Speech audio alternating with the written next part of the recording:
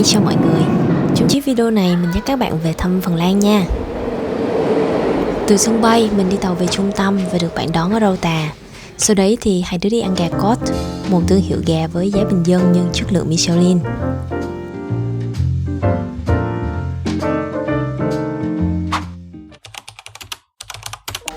Lần này mình sẽ ở Helsinki trong 3 ngày. Mình sẽ dành ra một ngày để dạo phố, một ngày thăm bảo tàng và một ngày đi rừng. Mình không nghĩ là giữa tháng 11 lại có một ngày nắng đẹp như hôm nay luôn. Thường thì thời điểm này ở đây thời tiết khá là âm u hay có mưa. Và vì gần biển cho nên cũng rất là gió. Chả hiểu sao hôm nay Helsinki lại ưu ái cho mình quá.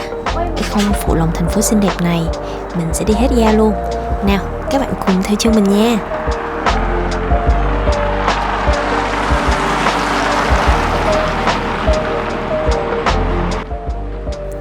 Đối với mình, thời tiết là yếu tố ảnh hưởng nhiều nhất đến cuộc sống hàng ngày của mình ở Phần. Mùa đông ngoài khí hậu khô và lạnh tê tái thì việc thiếu ánh sáng mặt trời khiến cho mình thường uể oải, buồn ngủ và còn dễ bị tụt mood nữa chứ. Vào những thời điểm như vậy, mình sẽ cần bổ sung thêm vitamin mua từ siêu thị K hoặc là Lidl. Hoặc bạn có thể đầu tư một chiếc đèn mặt trời để giúp thay thế cho ánh sáng mặt trời tự nhiên. Còn nếu mà trời có nắng sẵn như thế này thì hay quá, tranh thủ ngồi hấp thụ như vậy nè. Điểm đến đầu tiên của mình ngày hôm nay là bãi biển. Hôm nay không có sóng. Thường thì biển Baltic cũng khá là êm, cho nên tắm rất là thích. Vào mùa hè các bạn có thể tắm ở đây đấy. Mùa này thì nước lạnh nhiều rồi, nhưng mà lúc mà mình nhìn xa xa ra ngoài kia, mình thấy thấp thoáng có một bạn đang bơi ấy. Wow, mấy bạn Bắc Âu này chắc là mình đồng da sắc quá. À, đợt này mình phát hiện ra Ryanair ấy, có vé khứ hồi Pháp Phần Lan chỉ từ 14,99 mỗi chiều bay cho các ngày thứ Tư và Chủ nhật, lại còn bay thẳng nữa chứ, mất tầm 3 tiếng đồng hồ thôi, quá tiện đúng không nào? Nhưng mình không chỉ vì vợt được những chiếc vé hạt dẻ mà về thăm Phần lần này đâu. Mình nhớ sauna, nhớ bạn bè, nhớ trượt tuyết và nhớ khung cảnh bình yên ở những cái hồ nước nằm sâu trong cánh rừng thông. Đối với mình, Phần Lan là nơi giúp mình phát triển rất nhiều về suy nghĩ và nhận thức. Lựa chọn du học ở Phần là quyết định to lớn đầu tiên mà mình thực hiện và tự chịu trách nhiệm. Nhưng may mắn đi kèm với đó là sự hỗ trợ to lớn từ gia đình. Cảm ơn Phần Lan thật nhiều vì đã đem đến cho mình những trải nghiệm quý giá, những tình bạn chân thành và mình cũng một phiên bản độc lập hơn và trưởng thành hơn.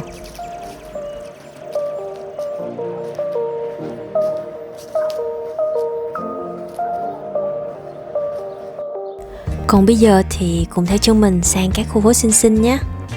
Để tiện cho việc di chuyển ở đây, các bạn có thể tải app HSL để mua vé trực tiếp trên app. Có thể mua vé lẻ đi lại trong thành phố, tức là nằm trong zone AB với giá 3,1 euro, có hiệu lực trong 80 phút, hoặc vé ngày với giá 9 euro. Tuy nhiên, để di chuyển ra sân bay, bạn cần phải mua vé zone ABC nha. Nhớ check cẩn thận để biết mình nên mua loại vé nào. Sử dụng các phương tiện công cộng ở đây cũng không cần phải quẹt vé, mình cứ mua trong app rồi đi thôi.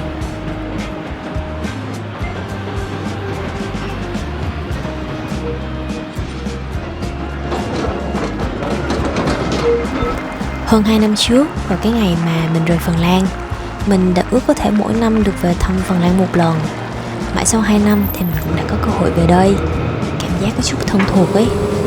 Bạn mình cũng sống ở Helsinki, cho nên mình sang đây không lo chỗ ở, lại còn được thổ địa dắt đi ăn nữa chứ, ngon không trượt quán nào luôn. Đi mãi cũng mỏi nên bọn mình nhảy lên một em bus để đến nơi có thức uống dành cho người trưởng thành, có lối sống vui vẻ. Ta-da! Trà sữa Bocacha.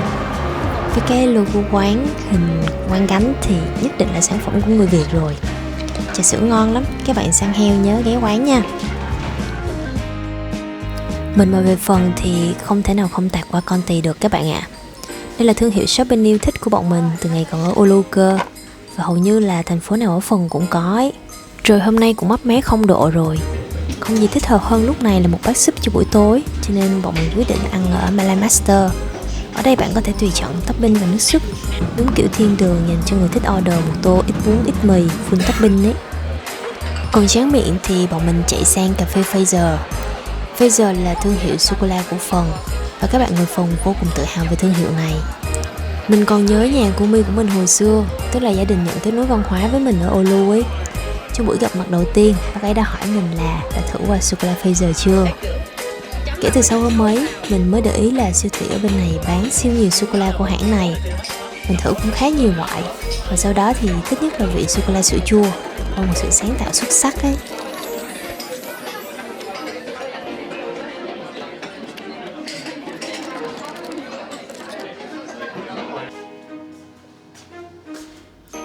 Và ngày hôm nay của mình chắc chắn không thể nào hoàn hảo hơn nếu thiếu đi hoạt động sauna.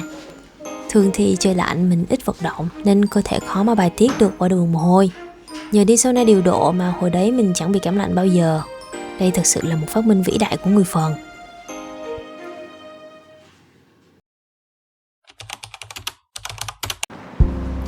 Kỷ niệm ngày nắng đẹp thứ hai ở Helsinki, bọn mình ăn bánh mì Việt Nam ở tiệm phở Nokis.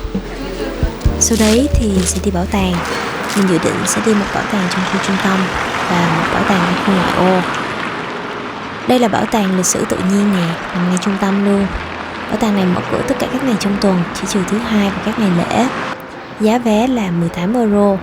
Nhưng mà nếu bạn may mắn đi trúng vào ngày thứ sáu đầu tiên của tháng thì bạn sẽ được free vé vào cổng.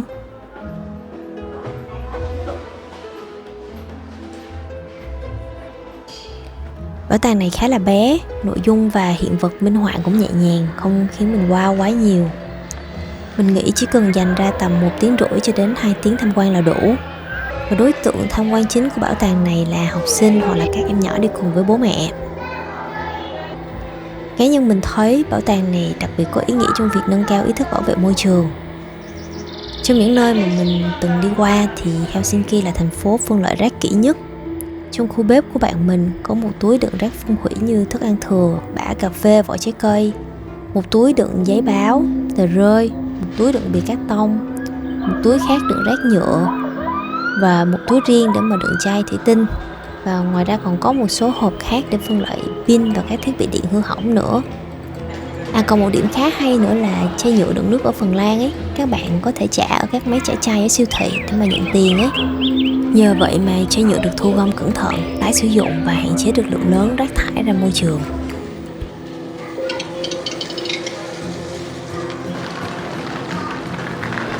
Giờ thì cùng mình bắt tàu sang bảo tàng Eureka nha. Đây là bảo tàng khoa học nằm ở vùng ngoại ô của Helsinki, đi tàu cũng khá nhanh đấy, chỉ mất tầm 30 phút thôi. Bảo tàng này có giá vé là 22 euro cho người lớn và 15 euro cho trẻ em hoặc các bạn học sinh sinh viên. Mở cửa tất cả các ngày trong tuần luôn, và thường là sẽ mở từ 10 giờ cho đến 5-6 giờ chiều. Bảo tàng này có nhiều hoạt động tương tác rất thú vị, và có khu vui chơi, khu lắp ghép mạch điện, khu thiết kế xe có sẵn đường ray để chạy thử. Ngoài ra thì còn có một rạp chiếu phim khoa học. Thời điểm mình đến thì vừa kịp xem được bộ Dynamic Earth. Đây là bộ phim tài liệu ngắn, chỉ tầm 25 đến 30 phút, khám phá về sự sống của trái đất và về khí hậu toàn cầu. Phim này bằng tiếng Phần Lan, nhưng xui sao lúc vào rạp mình ngáo ơi là ngáo, không lấy headphone, cho nên chỉ trải nghiệm được phần nhạc nền và hình ảnh thôi. Mình dành phần lớn thời gian ở khu The Power of Play vì khu này xinh xinh, lại có quá trời trò chơi tương tác, kích thích đủ thần kinh vận động cho đến các giác quan về hình ảnh, màu sắc và âm thanh.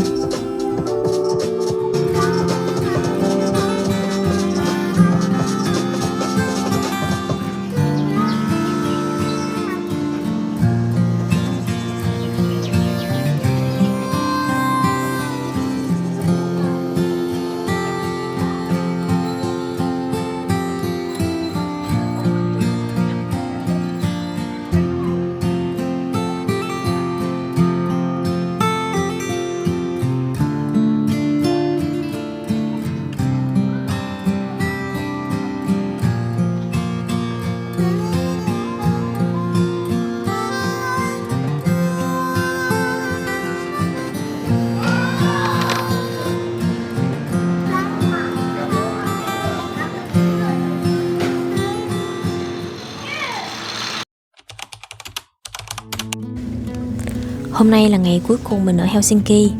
Sáng dậy tuyết đã trải một lớp mỏng khắp các con đường rồi. Mình tưởng 2 năm ở Oulu mình đã ngán tuyết, nhưng không hề luôn. Mình thật sự excited khi mình nhìn thấy tuyết rơi các bạn ạ. Hôm nay bọn mình sẽ đi trekking nhẹ nhẹ ở khu rừng quốc gia Nuuksio, nằm cách Helsinki chỉ tầm hơn 1 tiếng chạy xe. Các bạn cũng có thể đến Nuuksio bằng bus, bắt trực tiếp từ Helsinki á. I don't know what it means, but there's a smile upon your face, and I see something shimmering in your eyes. And they say if you want a glimpse the future, you need space. And you said you'll put down your morning guns. Would you follow me to wonders? Vào mùa hè bạn có thể cắm trại, tắm hồ hoặc là chèo thuyền ở các hồ nước giữa rừng thông. Còn mùa này thì chắc khó vì nước hồ đóng băng khá nhiều rồi. Nhưng mà mùa này vào rừng nhóm lửa nướng xúc xích thì quá là đẹp luôn. When you look at me this way, I find it hard to not give in.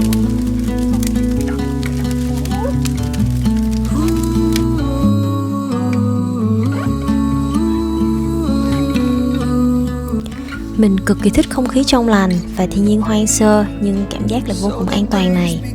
Nơi đây yên tĩnh, chỉ nghe tiếng nước chảy, tiếng bước chân và xào xạc của gió.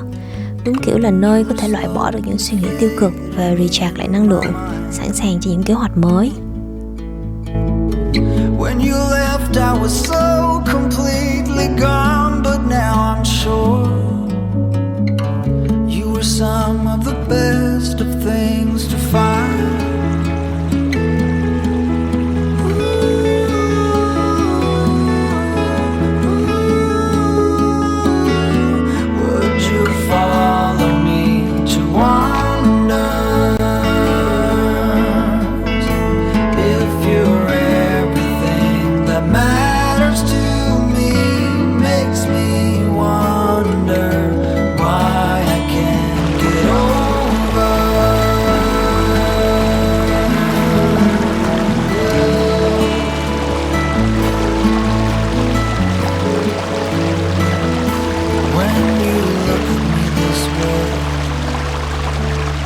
Find it hard to not give in.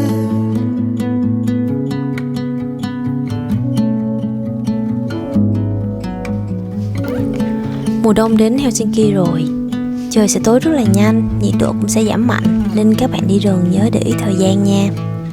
Giờ thì bọn mình về lại trung tâm Helsinki đây.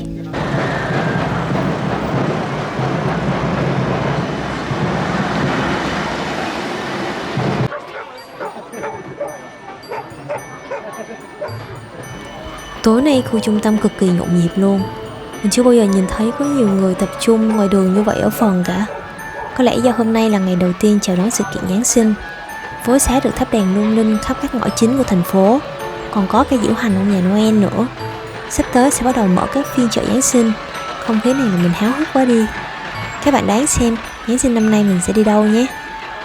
Cảm ơn các bạn đã đồng hành cùng mình trong chiếc video clip đặc biệt này. Chúc mọi người một mùa Giáng sinh ấm áp. Hẹn gặp các bạn trong chiếc video kỳ tới nhé.